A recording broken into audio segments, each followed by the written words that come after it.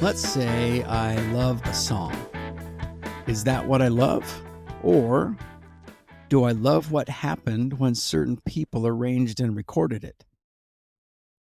Hey, everybody, and welcome back to Dave's Side One. I'm Dave, your host over here at Art of Listening Records, where every record has a story and every story starts on Side One. We've reached the last episode of 7 Things to Listen For. And today we're putting the whole week back together. Because there's a phrase we use all the time. I love that song. But sometimes what we really mean is, I love the way the people made that song sound. And to illustrate the idea, we're using Side 1, Track 4 from Journey's Departure album. The song is called People and Places and is my second favorite song from that album. Now, a song can survive more than one performance. Change the singer, change the tempo, change the instruments, change the arrangement, change the entire style. And somewhere underneath all of that, the song can still exist. But the record? The record is one particular set of decisions. Let's strip the recording down conceptually. Lyrics, melody, harmony, structure, that's the material. Another singer could sing it. Another band could arrange it. Someone could change the tempo, put it on piano, play it acoustically, reharmonize it. The song can travel. But now put the people back. This singer, these instrumentalists, these hands, these voices, this timing. 2 musicians can play the same written note and not give you the same result because performance contains things notation doesn't fully capture. That's where the record starts becoming specific. Take the vocal. You can write down the melody. You can write down the lyric. But that doesn't give you the performance. Where does the singer lean into something? Where do they hold back? Where does a phrase arrive slightly differently? What happens when multiple voices interact? These choices become part of what we remember. Then we add the arrangement. Who plays? When? How much? Who doubles something? Who responds? Who stays out? And now we're hearing pieces of every episode we've done this week. The drummer, the parts behind the singer, the way the arrangement creates meaning, the musicians interacting, the space nobody fills, all of it is here. And this may be the part that's hardest to isolate. Interaction. A drummer reacts to a bass player. A guitarist responds to the vocal. A singer phrases against the rhythm section.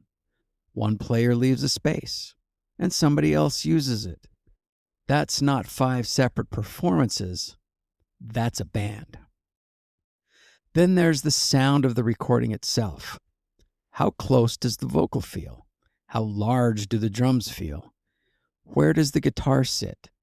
How much room surrounds the voices? What feels forward and what feels behind?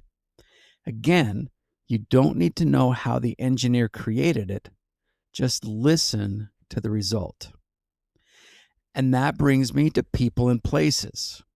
I can think about the song, the underlying material, or I can listen to the record, the voices, the playing, the interaction, the arrangement, the dynamics, the sound. And once I start separating those things, I realize how much of my response belongs not only to the composition, but to this particular performance of it. So here's the thought experiment. Give the same underlying song to another band, a different singer, a different drummer, a different guitarist, a different arrangement and different production. Would I still like the song? Maybe. Would I have exactly the same relationship with it? Probably not, because I've changed the record. So on tonight's Side 1 test, let's take the recording test. What belongs to the underlying song? What do these particular musicians bring?